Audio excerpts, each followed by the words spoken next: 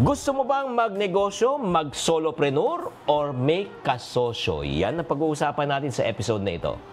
Hi there, this is Chinkitan, your pambansang wealth coach. Nako, marami sa atin ang gusto magsimula negosyo, pero ang tanong, solo flight ba? O dapat may kasosyong kaibigan? Alam mo, para ka lang nasa gitna ng EDSA, hindi mo alam kung papunta ka ba sa kanan o kaliwa eh.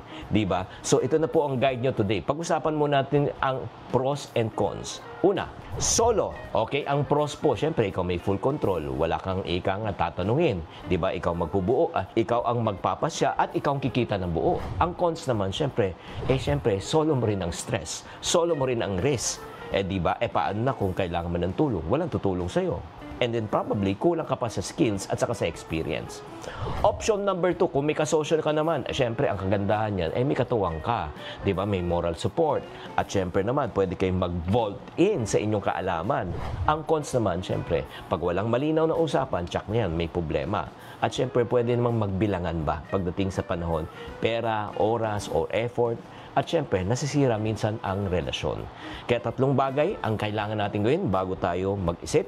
Number 1, kung gusto nyo pumasok sa partnership, di ba may kasosyo, meron ba kayong malinaw na kontrata at kasulatan? Pangalawa, pareho ba kayo ng values? Nagkakaisa ba kayo? Number 3, handa ka ba magsabi ng totoo kahit minsan uncomfortable siya?